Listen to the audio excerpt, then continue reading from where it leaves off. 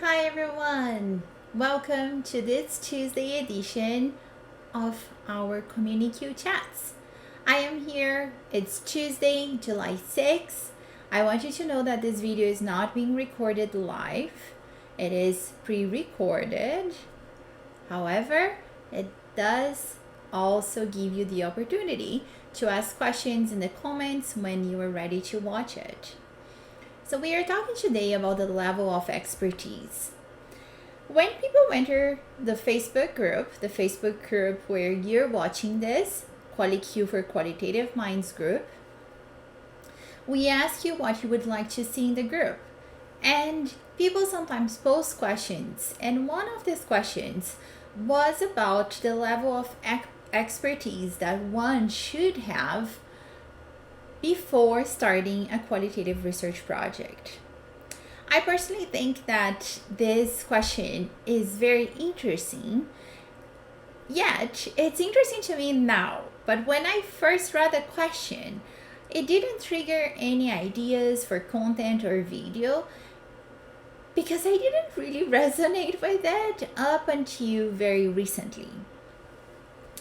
I did realize that all the qualitative research, or most of the qualitative research that I had conducted in the past, and when I say conducted, not as a consultant, but as a consultant that would be stepping in to support someone as a mentor or supporting that analysis, for example, but as someone who was doing the project, like really collecting data, analyzing data, I realized that a lot of my work up until very recently was in areas that I was very familiar with the literature, with the public health messagings around what I was asking my participants about. That was the reality of my project when I was doing my PhD with women going through pregnancy and postpartum. I was also familiar and had a bit of that insider look into what it means to be an immigrant, some of the hoops that we need to go through, because at that point I was also closer to them in terms of not being in Canada for more than 5 years. And those things brought us closer in terms of me having a bit more of that insider look. And I had the content expertise because I was a dietitian who had worked in public health.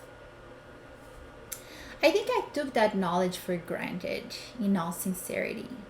And what I realized recently when I was conducting interviews for a project related to type 1 diabetes was that as participants were telling me about this pump and this other device that they are using, I felt in the dark and not really aware of what that thing that they were describing looked like and felt like and how it worked, so I could have questions that were more meaningful to them.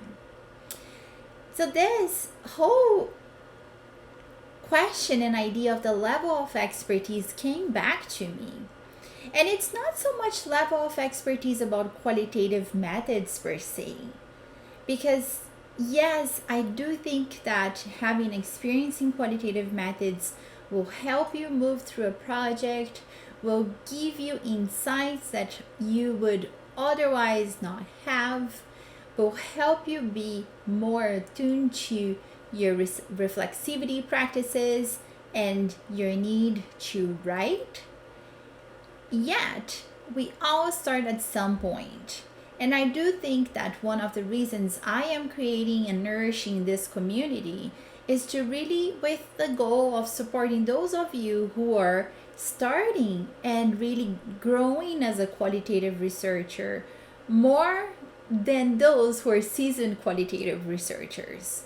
I probably offer less value to those of you who are seasoned qualitative researchers embedded into really solid and well-rounded communities of practice through your faculties and your work. So all of that to say that your level of expertise for qualitative research might not be ideal at this point, but there are things you can do, and by being here, you are doing one of them. You're learning, you are staying attuned to the things that matter the most. You're building your knowledge, you're building your community. So your level of expertise will improve, will increase over time. When it comes to the other level of expertise that I just talked about in terms of interviewing a participant and not necessarily knowing what they were describing, that's where I want you to know that there are challenges and opportunities that come with that position that I found myself in. Because I was not feeling like the expert in that interview, I will say that I probably paid really close attention and was probably a better listener than I would have been if I knew exactly the ins and outs of what the participants were describing. The other thing that I wanted to say is that being a better listener makes you ask probing questions in a deeper way. But it also makes you feel vulnerable because you wonder if your probing questions are on the verge of ignorance or really not knowing what your participants are talking about. And those possibilities are there and very, very much possible. As always, there is always an implication of things as they are in our qualitative research. So if you are someone who is conducting qualitative research in an area that you are not the expert in the subject, in the lived experiences of the participants, you will be more of an outsider. You will be probably more vulnerable by what you don't know. However, you can do it. And you can approach your research with that curiosity, ingenuity, and sincere desire to learn from your participants. I did go on YouTube and try to learn more about what my participants were saying and try to see and have tangible examples. And I encourage you not to be embarrassed by going and trying to find out more about what you need to find out more about.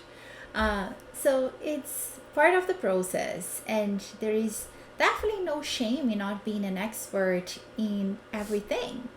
And there are opportunities that come with that. So embrace those opportunities while also understanding what they mean to your research. Enjoy this summer day, and I will see you next week. Talk soon. Bye for now.